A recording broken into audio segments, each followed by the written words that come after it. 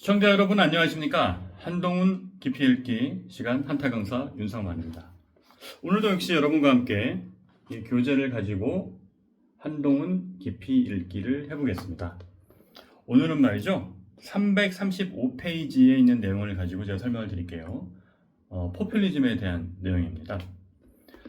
한동훈 전 대표는 12월에 당직에서 물러날 때, 그러니까 당대표에서 사퇴할 때도 부정선거 음모론자들이나 이런 극단적인 유튜버들에 의해서 당이 잠식해서는 안 된다. 그런 메시지를 냈습니다.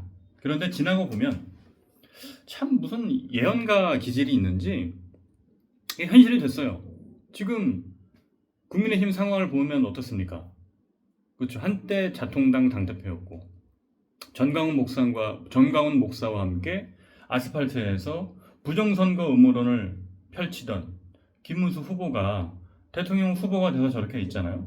그러니까 김문수 후보가 유세하러 가는 곳에 자통당 출신들, 지금도 그들이 이중당적을 갖고 있는지 뭔지는 모르겠지만은 어쨌든 태극기에, 성조기에, 이스라엘기에 그거 들고 와가지고 일반 국민들에게 위화감을 주고 있지 않습니까?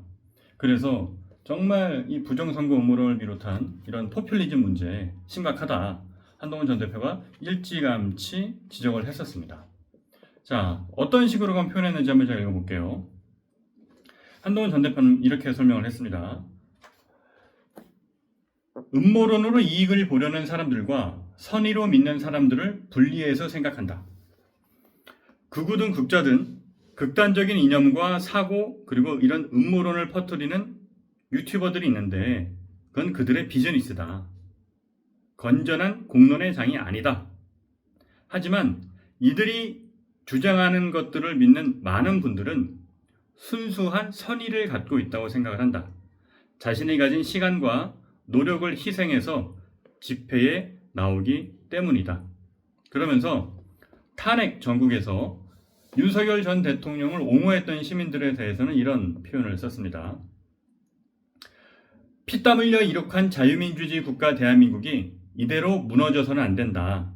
위험한 사람 이재명에게 권력이 넘어가서는 안 된다. 그런 마음으로 우리나라와 이 체제를 지키려는 것이었지 대통령 개인을 지키려 했던 것은 아니었다. 저는 그분들의 선의와 애국심을 믿는다. 이런 거예요. 그러니까 부정선거 음모론을 일부러 퍼뜨려서 그걸로 돈 벌려 하는 사람들에 대해서는 매서운 비판을 가합니다. 하지만 한때 그런 생각을 믿었던 국민들에 대해서는 좀 다른 관점을 갖고 있어요.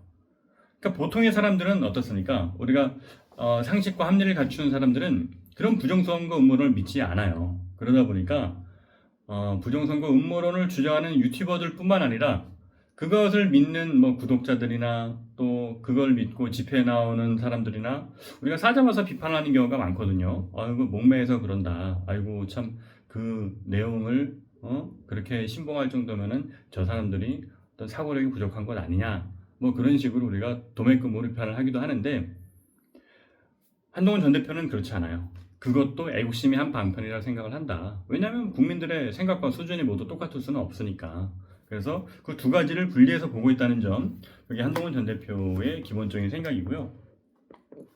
그리고 이런 비상식적이고 불합리한 생각들은 그 사상의 자유경쟁시장에서 자연스럽게 퇴출될 거다라고 보는 거죠. 이거는 그 존 밀턴이 얘기했던 사상의 자유경쟁시장이라는 그 표현에서 나온 겁니다. 자연스럽게 인문학적인 소양이 좀 드러나고 있지요. 그거는. 그런데 안타깝게도 대한민국의 자유경쟁시장, 사상의 자유경쟁시장에서는 자연스럽게 퇴출이 안 되는 것 같아요. 그래서 우리가 향후 정치 과정에서 이런 부분들을 어떻게 절연하고 끌어낼지 정말 좀 큰 과제가 아닐 수 없습니다.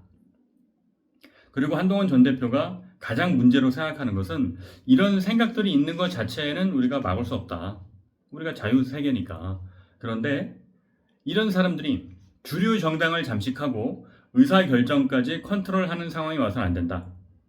이건 정말 나라를 혼란에 빠뜨리고 대의민주주의 체제를 위기로 모는 것이다. 저는 지금 걱정하고 있는 것이 국민의힘이 말이죠.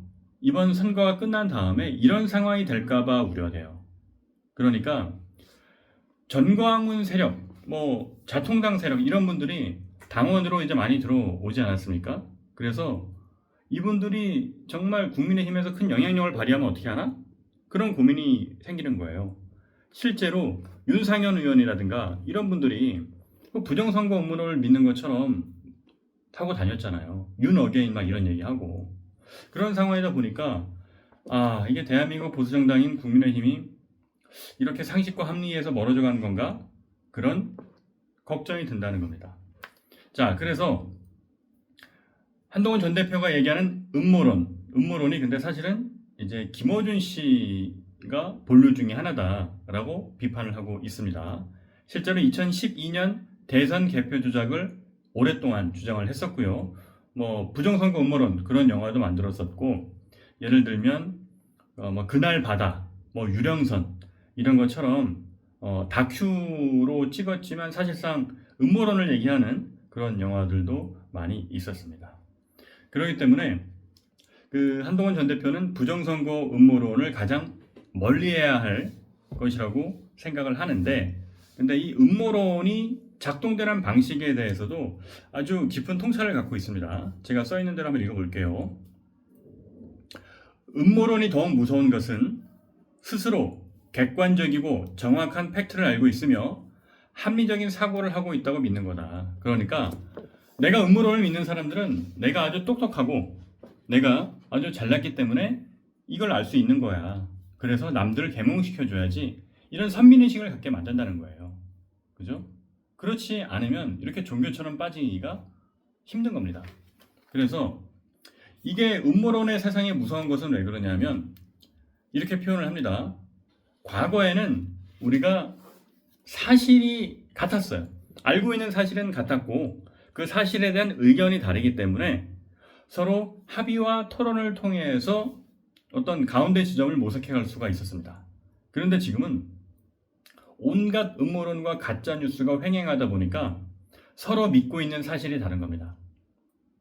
그러니까 내가 가짜 뉴스를 그 사실로 받아들이고 있다 하더라도 그게 가짜 뉴스인지 모르고 이게 진실이다라고 착각을 한다는 거죠. 그렇기 때문에 서로 상대 정파에 있는 사람들끼리 상대방이 알고 있는 건 거짓이고 내가 알고 있는 것만이 진실이다, 그렇게 되는 겁니다. 그래서 가짜 뉴스의 해악은 무엇보다 이 민주주의를 망가뜨리는 데 있어서 매우 큰 영향을 미치기 때문에 너무 잘못된 겁니다. 정말 이런 부분들은 우리가 빨리 개선을 해 나가야 한다라는 거죠. 그래서 결과적으로는 자기가 믿는 것을 진실이라고 이제 맹신을 하고 그때부터는 진위의 논쟁, 선악의 싸움이 돼버린다라고 한동훈 전 대표는 설명을 하고 있습니다. 이것은 극우든 극좌든 똑같습니다. 우리가 이런 음모론에서 우리가 멀어지지 않는다면 대한민국의 민주주의와 어떤 지성, 교양의 수준은 낮아질 수밖에 없습니다. 음모론이 횡행한다는 것은 그 사회의 지성적인 수준이 낮다는 것을 뜻하는 거고요. 그 사회에 반지성주의가 판치고 있다는 것을 이야기하기도 합니다. 그래서 한동훈 전 대표가 출마 선언 시 공약을 내걸었던 것 중에 대표적인 게 성장하는 중산층의 나라라고 있었어요.